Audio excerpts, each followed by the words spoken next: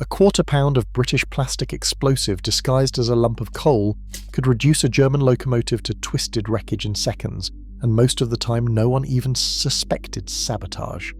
This was the real weapon hidden inside the story you just clicked, an engineering illusion so perfect it turned Germany's dependence on coal into its deepest vulnerability.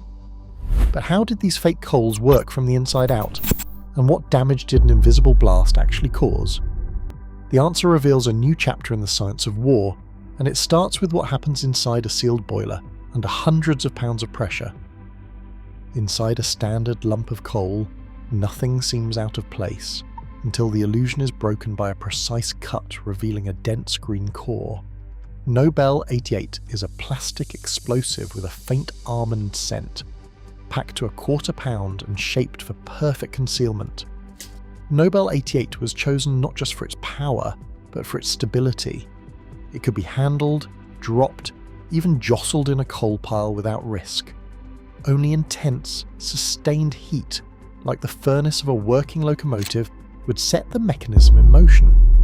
At the heart of each device sat number 27 detonator, a small but reliable charge linked to a heat-sensitive fuse.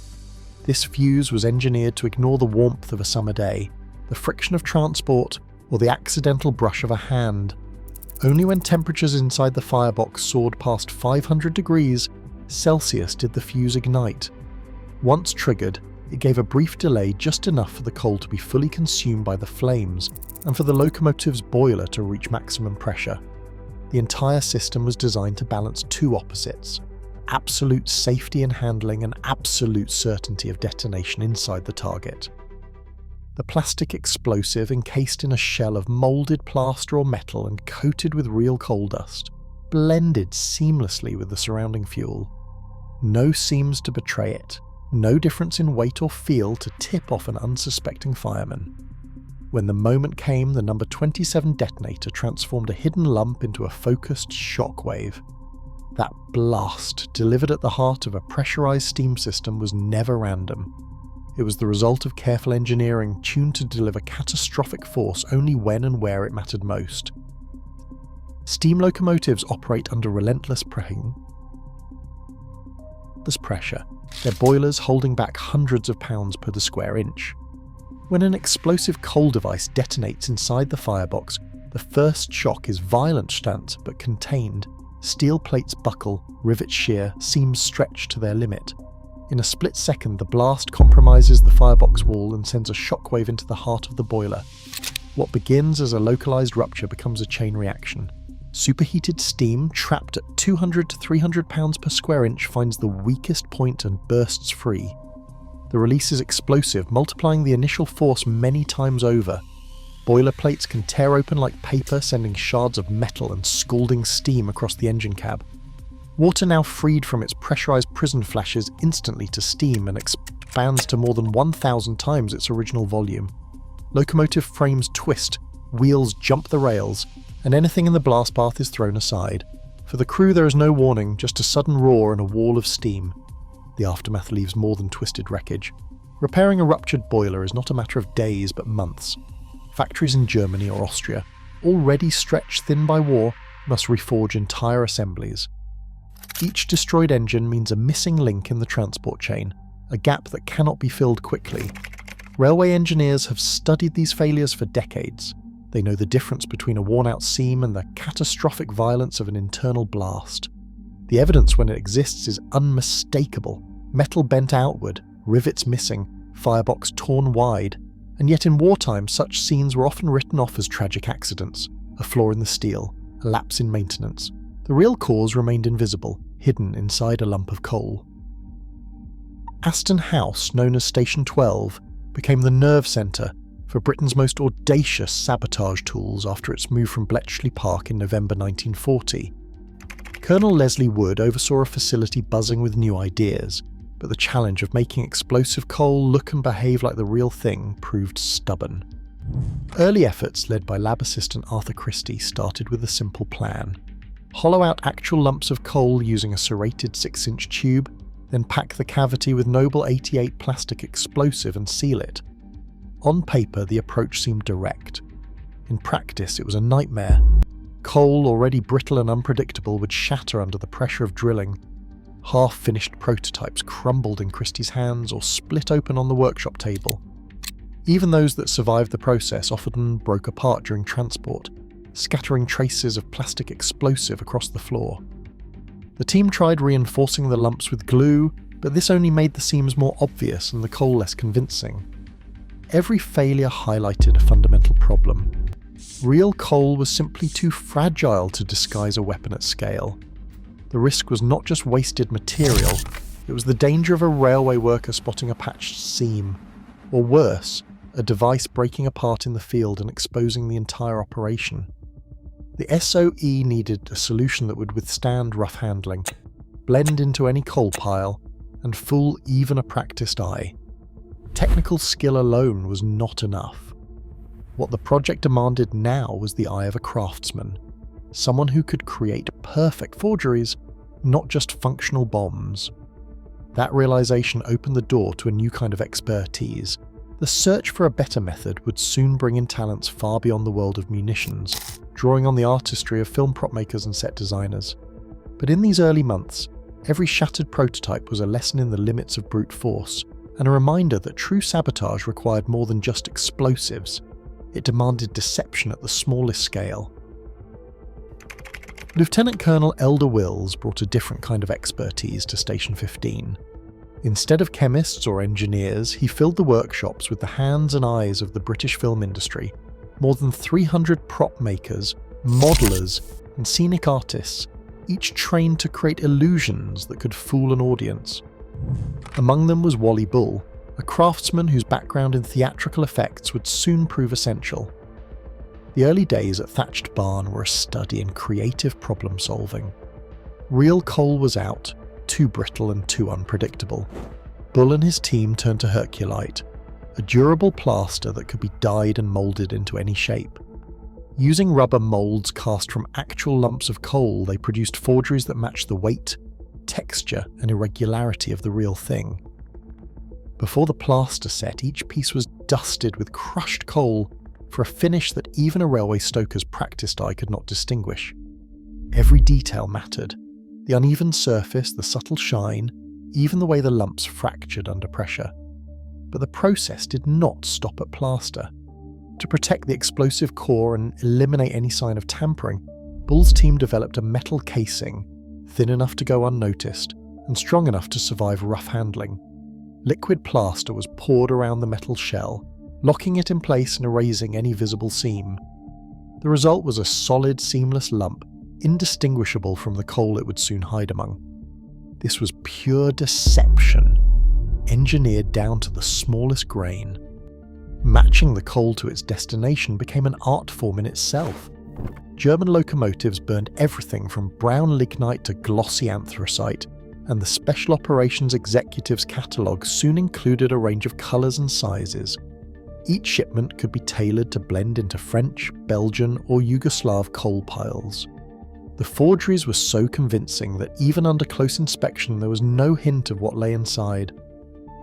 By 1943, the workshops at Station 15 could turn out hundreds of these devices in a single week. The final product was not just a bomb, but a masterpiece of deception, ready for distribution and ready to turn Germany's own fuel supply into a weapon against itself. Tempsford, a quiet Royal Air Force airfield tucked away in the English countryside, came the launch point for one of the most ambitious covert supply operations of the war. From 1941 to 1945, Squadrons 138 and 161 flew more than 13,500 sorties across occupied Europe, delivering over 10,000 tons of clandestine cargo. Among the weapons in these shipments were thousands of explosive coal devices, each one indistinguishable from the fuel that powered the German war machine. The scale of this operation defied easy measurement. Every moonlit night brought a new wave of departures. Halifax and Stirling bombers, their holds packed with special containers, lifted off into enemy skies. Inside those containers, alongside rifles, radios, and medical supplies, lay the forged lumps of coal, products of weeks of careful moulding and camouflage at Station 15. Each device weighed about 1/4 pound, but the total output reached an estimated 3.5 tons. That translates to somewhere between 6,000 and 14,000 individual weapons spread across the continent by air. Delivery was only the first challenge. Agents on the ground, 470 in France alone, waited in darkness for coded signals and the distant hum of approaching engines. Resistance groups formed reception committees, using torches to mark out landing sites or drop zones on remote fields and forest clearings. Containers parachuted to Earth, sometimes in the dead of night, sometimes under the threat of Gestapo patrols. In France, Belgium, Norway, Poland and Yugoslavia, local fighters recovered the cargo, broke open the containers, and distributed the contents into coal piles bound for rail yards, depots and factories. The network behind these deliveries was vast but invisible. From the workshops of Borehamwood to the fields outside Paris or the mountain passes of the Balkans, every link in the chain operated in isolation. Royal Air Force ground crews packed and loaded the containers at Tempsford, often without knowing their true contents. Air crews navigated by the starlight and radio silence, relying on precise coordinates and brief windows of opportunity. On the ground, agents trusted only in their training and the reliability of their contacts. A single mistake, an unguarded conversation or a misplaced signal could bring the entire operation crashing down. The risks extended to the skies as well. Many aircraft never returned from their missions, lost to flak night fighters or the hazards of low-level flying over enemy territory. But the sorties continued, night after night, month after month. Each successful drop meant that another batch of explosive coal had slipped past German defences, ready to be hidden in a fuel pile or slipped onto a locomotive tender. The impact of these deliveries could not be measured in simple numbers, but in the spreading reach of sabotage and the growing uncertainty that haunted every German supply line. By the spring of 1944, the covert supply network had become a lifeline for resistance movements across Europe. The air bridge from Tempsford to the occupied territories was a feat of logistics and nerve, ensuring that the tools of sabotage, no matter how small or unassuming, reached the hands that needed them most. Sabotage on the rails became a numbers game. In France alone, resistance fighters carried out 486 attacks on German trains and rail infrastructure during the D-Day campaign. Each destroyed locomotive meant weeks or even months lost, not just for the engine, but for every supply chain it touched. The Germans could replace a stretch of track overnight, but a shattered boiler sidelined a machine that might never return to service. This asymmetric damage was never random. It was the result of careful planning, invisible weapons, and a campaign designed to look like misfortune. German investigators, faced with the aftermath of a boiler explosion, often blamed poor maintenance or metal fatigue. But as accidents multiplied, suspicion crept in. Railway workers grew wary of unfamiliar coal and rumours spread about bombs hidden in fuel piles. The effect was corrosive. Fear slowed operations, while the need to inspect every new delivery of coal strained the system even further. In Yugoslavia, German commanders assigned entire battalions to guard coal depots and train yards. For many soldiers, this was the most dreaded duty, reserved as punishment for insubordination or failure at the front. The threat of sabotage turned the logistics network against itself. The British were not the only ones to recognise the potential of disguised explosives. In June 1942, German intelligence launched Operation Pastorius, sending 8 saboteurs across the Atlantic by submarine.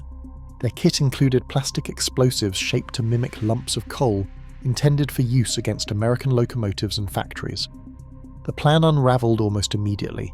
All 8 agents were captured before they could strike, and the German coal bombs, cruder than their British counterparts, were handed over to the FBI and MI95. Analysis in London revealed the limitations of the German approach. Real coal was drilled out and filled with explosives, seams were poorly hidden, and fuses were less reliable in the intense heat of American locomotives. British double agent Eddie Chapman, known as Zigzag, played a pivotal role in exposing these weaknesses. In March 1943, Chapman delivered a cache of German coal bombs to Emsland 5 after convincing his handlers in occupied France that he would attack British railways. British scientists dissected the devices, confirming that the German designs lagged far behind the seamless forgeries developed at Station 15. The British advantage lay not just in materials, but in the artistry of deception. The Americans soon joined the contest. The Office of Strategic Services, OSS, developed its own version, codenamed Black Joe. These devices used a blend of pentalite explosive and came with a specialized camouflage kit, paints, brushes, and tools to match local coal types. OSS field tests destroyed fireboxes on mock locomotives, demonstrating the weapon's potential. But as with the British devices, the true impact was measured less in explosions and more in the uncertainty they sowed. Uncertainty became the primary weapon.